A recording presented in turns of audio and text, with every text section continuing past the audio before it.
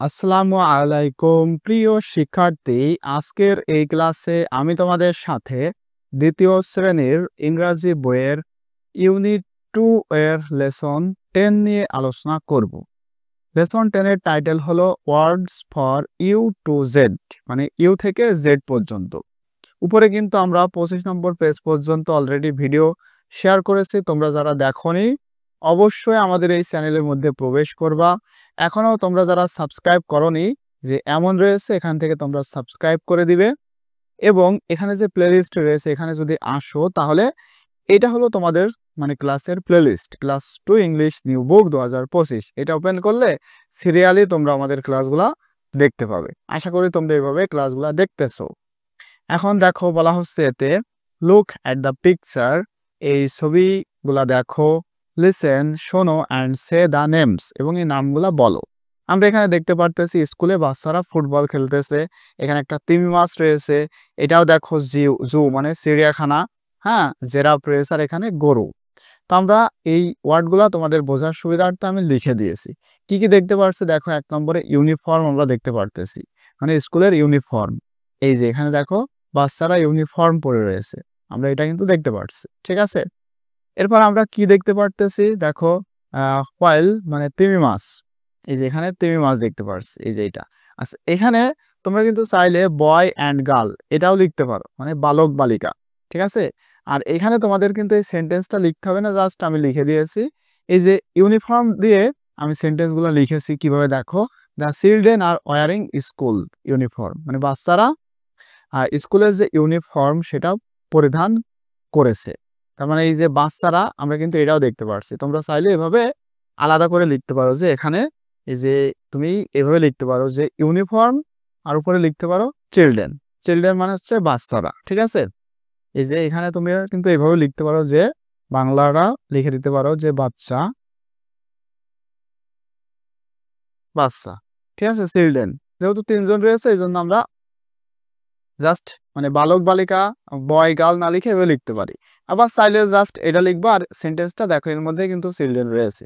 আবার হোয়েল মানে তিমি মাছ, big whale is jumping in the river.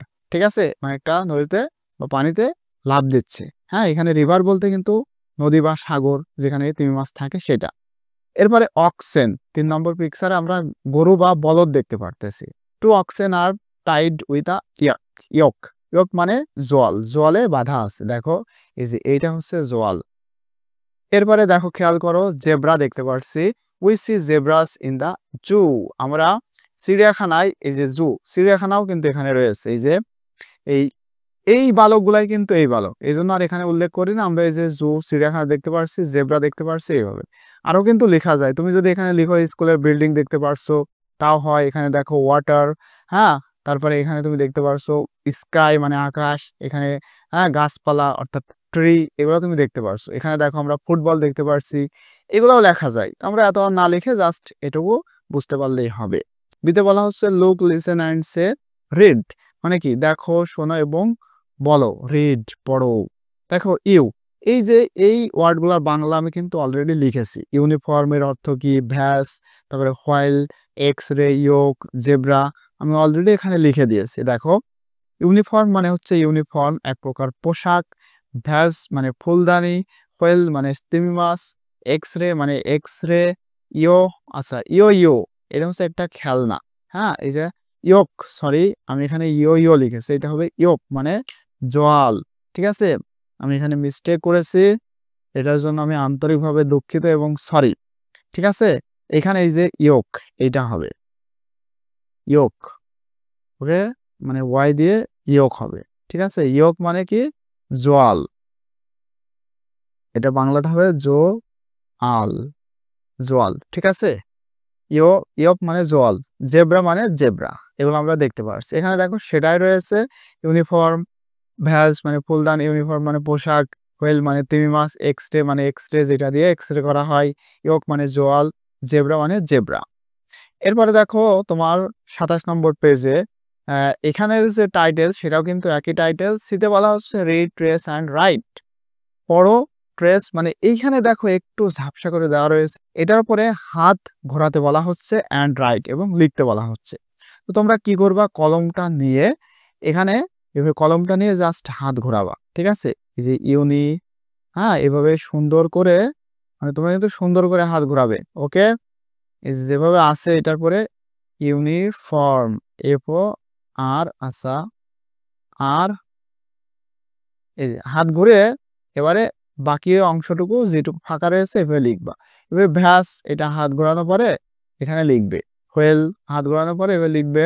X-ray এভাবে লিখবে। ইয়ক, জেব্রা এভাবে লিখে দিবে, ওকে? দিতে বলা হচ্ছে rearrange the letters to make words. এই ওয়ার্ডগুলা এলোমেলোভাবে রয়েছে, এটা সুন্দর করে সাজিয়ে লিখতে হবে শব্দ তৈরি করতে। Or rearrange the wooden or plastic letters to make the following ওয়ার্ডস। এই ওয়ার্ডগুলো তৈরি করতে তুমি কাঠ অথবা প্লাস্টিকের যে লেটার সেটাও কিন্তু রিঅ্যারেঞ্জ করতে পারো, মানে সাজাতে পারো। তো ভ্যাস বানানটা আমরা উপরে দেখে এসেছি, এই যে দেখো ভিএএসি, আর এখানে রয়েছে ভিএইএস, এটা ভুল, সঠিক হচ্ছে ভিএএসি। ইয়োক বানানটা ওয়াইওকেই, ইয়োক। হোয়েল বানানটা WHALE, তারপরে এক্স-রে বানান XRAY, এক্স-রে। ইউনিফর্ম বানান হচ্ছে UNIFORM। জেব্রা বানান এটা তোমরা সকলেই জানো, ZEBRA, জেব্রা, ওকে? তাহলে এটা কিন্তু আমরা বুঝতে পারলাম। এবারে দেখো 28 নম্বর পেজে একই লেসন 10 এর ইতে বলা হচ্ছে রিড অ্যান্ড ম্যাচ, পড়ো এবং ম্যাচিং করো। Draw which one you like, তুমি যেটা পছন্দ করো সেটা অঙ্কন করো। তো এখানে আমরা কি কি দেখতে পাচ্ছি বলতো? এখানে ইউনিফর্ম মানে পোশাক, অর্থাৎ এইটার সাথে মিলবে, এভাবে তোমরা মিলাবে। এক্স-রে মানে এক্স-রে, অর্থাৎ এইটার সাথে মিলবে। এরপরে হোয়েল মানে কি তিমি মাছ, এইটার সাথে মিলবে, হ্যাঁ। এরপরে ইয়ক মানে জল, এইটার সাথে মিলবে। এরপর ওয়াটার মানে কি বলতো? পানি, আমরা ওই জগে পানি দেখতে পাচ্ছি, এখানে মিলবে। জেব্রা মানে জেব্রা, এটা মিলবে। এখন এর মধ্যে তুমি কোনটা পছন্দ করো সেটা অঙ্কন করবে। মনে করো তুমি এই যে তিমি মাছটা পছন্দ করো, তোমরা তিমি মাছটা সুন্দর করে আঁকবে, ওকে? এবারে এফ এ বলা হচ্ছে রিড দ্য ওয়ার্ডস, শব্দগুলা পড়ো, and circle your favourite picture or pictures. এরপরে তোমার প্রিয় যেই ছবি, এখানে দেখো পিকচার মানে প্রিয় ছবি অথবা পিকচার্স, এবং তোমার যদি একাধিক পছন্দ থাকে সেগুলাকে সার্কেল মানে বৃত্ত দিতে হবে। শেয়ার উইথ ইউর ফ্রেন্ডস, তোমার বন্ধুর সাথে ভাগাভাগি করো। তো এখানে আমরা দেখতে পারতেছি যে ভিলেজ, ঠিক আছে? ভিলেজ মানে গ্রাম, টাউন মানে কি শহর, আর ইউনিফর্ম মানে পোশাক, আর নো ইউনিফর্ম মানে পোশাকহীন, ঠিক আছে? মানে পোশাকহীন বলতে স্কুলের পোশাক নয়, অন্য পোশাক রয়েছে। ফাস্ট ফুডস মানে ফাস্ট ফুড, তোমরা তো জানো, যেমন বার্গার, হ্যাঁ, চিকেন, এসব আর কি। ভেজিটেবলস মানে শাকসবজি।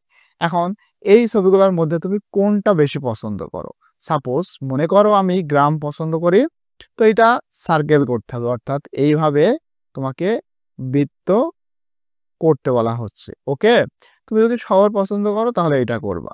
আবার তুমি যদি এই যে ফাস্ট ফুড পছন্দ করো কিংবা ভেজিটেবল পছন্দ করো, সেটা সার্কেল করতে হবে। আমি মনে করো এই ভেজিটেবল পছন্দ করি, এটা সার্কেল করেছে, ওকে? তো এইভাবে তোমাদের একাধিক পছন্দ থাকতে পারে, এটা তোমাদের করতে বলা হচ্ছে। এবারে দেখো game, pick up a slip of paper from the basket, এই ঝুড়ি থেকে একটা তোমাদেরকে তুলতে বলা হচ্ছে। If you pick up a word umbrella, umbrella মানে কি বলতো? ছাতা। ভ্যান, ভ্যান, ভ্যাস ফুলদানি, হ্যাঁ, ওয়েভ, এরপরে এক্স-রে, ইয়ো ইয়ো, এই জিনিসগুলা তুমি তুলতে পারো। এখানে এই যা রয়েছে এগুলো তুমি তুলতে পারো। You will act it, you will act out it use, এবং তোলার পরে সেটার যে ব্যবহার এটা তোমাকে দেখাতে হবে। কন্টিনিউ, এইভাবে তোমার যে গেম বা খেলা সেটা চলতে থাকবে।